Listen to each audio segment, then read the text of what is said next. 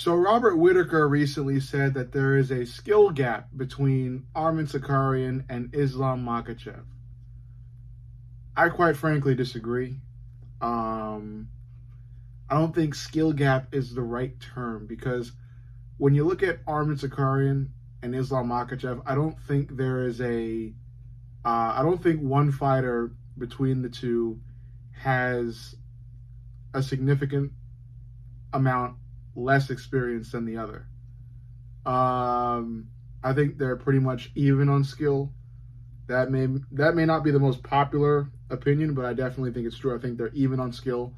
Uh, Even if you look at the fight when you look at their first fight, in their first fight they're both beginners. You know, even though Arman is younger, they were still both beginners at that point in the UFC, just starting out. And the skill level, in my opinion, was the same. Islam did manage to be a step ahead, and I think that's just how the fight played out. But I think the skill in terms of level of skill in reference to each fighter, it's pretty much the same, in my opinion. I think saying that there's a skill gap between the two fighters in this fight, I see that as pretty much underestimating Arman Tsarukyan. Because going into this fight, one of the worst mistakes you can make when analyzing this fight is thinking that Arman Tsarukyan is still this young kid that has no experience whatsoever and is gonna, come into this fight like a deer in headlights and not know what to do. That couldn't be farther from the truth. Arman Tsarukyan is well versed in basically all aspects of the fight game. His wrestling is top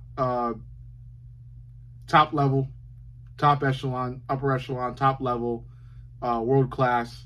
The striking, world class, really good. The drive, really good. Cardio, really good. It's noticeable in the first fight that he did kind of wasted a lot of his cardio or a lot of his gas tank earlier on. I think he'll come into this fight. I'm talking about Arman, by the way. I think Arman will come into this fight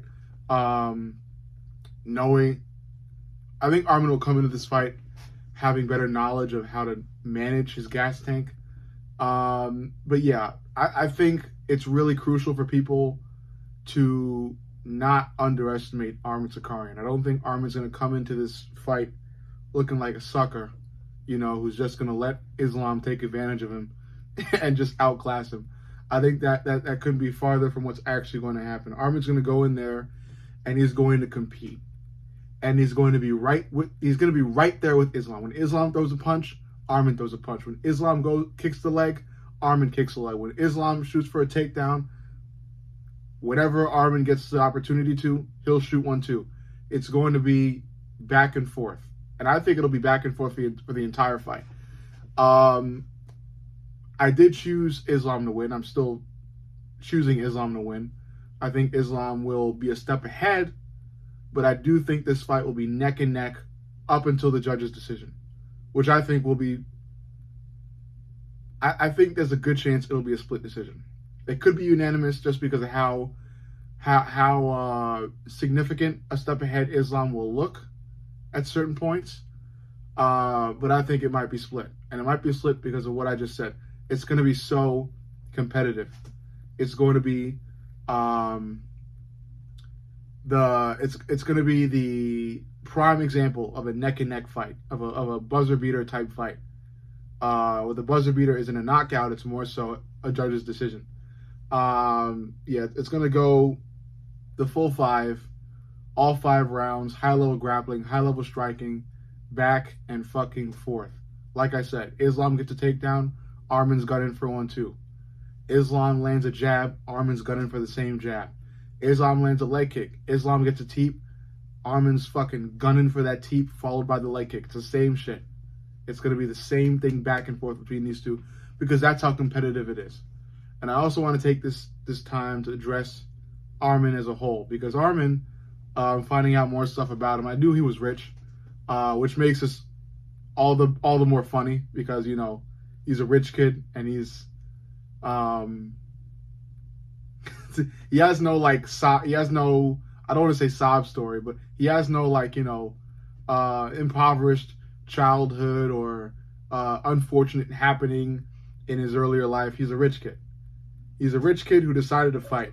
That's really what it is, and I think it's really funny, and I think it's interesting, And I was wondering when we would be able to see this because I thought Topuria was rich, but it turns out Ilya was working 4 jobs before this and everything. But Arman's actually rich. He's actually really rich, like richy rich. And he decided to fight, kind of off a whim. I think he came on an interview and said he wanted a UFC fight kit, and I guess the best way for him to get it was to actually fight in the UFC. And then I guess he ended up, saying, well, maybe let's see if I could get the fucking championship belt, So ultimately, to me, it feels like Arman is fighting Islam for this championship belt just to prove that he can, and that's it. Because Arman also talked about what he wants to do after, if he was to beat Islam this weekend, on Kamaru Usman's podcast. He said that after he wins, or if he beats Islam this weekend, he's only gonna look for money fights. He's only doing money fights. He doesn't care about legacy. He doesn't care about plot armor. He wants money fights. He wants the best bang for his buck. He wants as much fucking money as he can grab after getting the belt. And if that's not possible, he also talked about just flat out retiring and going to work with his dad, who I assume, he's going to automatically be rich by working under his dad. He's going to take the mantle from his dad's company, whatever his dad is doing, that's making the family rich. I assume he's going to invite Arman to do the same. If there's not much money in a championship defense. And while some people may get upset, because I've seen some MMA creators get upset by this, it doesn't upset me. It intrigues me and it entertains me. It's funny. Because I think it's a big fuck you to some people, some hardcore MMA fans, maybe the UFC in general. But it's funny because as much as you may hate it, it's a Chad move. He's doing what he wants. He's doing what the fuck he wants, man. He's going to win a belt just to prove that he can. It's not. It doesn't mean much to him. It wasn't his dream to be in the UFC. It wasn't. He's not poor, and he went to a fighting gym, and the fighting gym, he found his love for the fighting game and wanted to provide for his impoverished family that way. None of that happened. He's a rich kid. He came into wealth, wanted a UFC kit, and decided, I'm going to get the kit by fighting in the UFC. And then once he made it to the UFC, he's like, hey, I might as well try to become fucking champion. And if I become champion, I'm gonna see if I can get some money fights, but if I can't, I'm just gonna drop the fucking gloves and go work with dad. That's it. Come on. How boss move is that? How I can't say a ton of the stuff that this kind of resembles, but how top boss is that? Come on. That's a top boss move. That's a big man. That's a king of the hill move. You know what I'm saying? To do all that, to work up the rankings, to finally get the championship belt and then drop it and work with dad. And then I could tell my kids, hey, I just did that just because I fucking felt like it one day. I said I want one of them kits with my name on it. So I went and fought with them. I got the kit. I ended up saying, I want one of them belts to wear on Saturdays. I fought all the way up the rankings, got the belt, and now I can wear the fucking gold UFC belt on Saturdays, and that's it. I just did it because I wanted to see if I could do it. No dreams, no legacy, no nothing, that's it. Come on. That's insane. So if Arman actually beats Islam, come on, man. That's insane. But yeah. I also understand why it can be upsetting because the UFC is well respected. A lot of fighters, fight because they have to in order to make money for their families, for them to eat. And then they see the UFC as this thing, getting the belt, they see it as a legacy. It means so much. But, what you also got to understand is, things mean different things to different people. The perspectives. But yeah, going back to what I was originally talking about, Arman Tsarukyan, Islam Makhachev, it's a big fight. It doesn't matter how invested Arman is in the fight, legacy-wise. It's a big fight. It's a competitive fight. It's going to be neck and neck. I don't think Arman should be overlooked. Arman Tsarukyan is a dangerous fighter. His grappling is really good. I mean, go ahead and just watch the first fight between Arman and Islam. Yeah, Islam won, but during the fight, Arman looked spectacular. And now you gotta also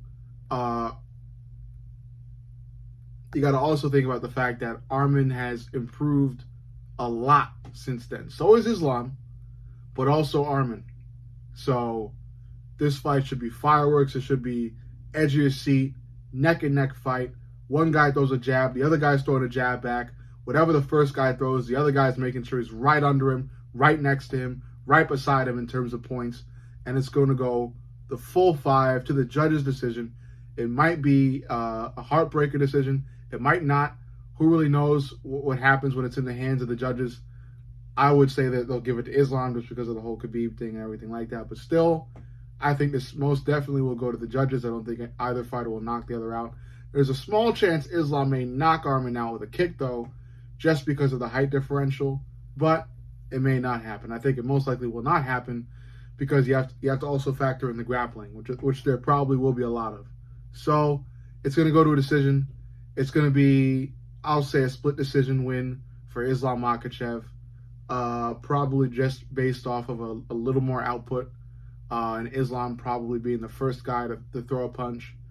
So yeah, and them kicks of Islam too should find their mark given the height differential. So I got Islam winning this fight via split decision. It'll be razor thin just because how well-rounded and how good and how hungry and how driven Arman Tsarukyan is as well. So that's what I think will happen. Overall, you let me know what you think. Make sure you like, comment, and subscribe. But most importantly, subscribe. I love you guys, and I'll see you on the next.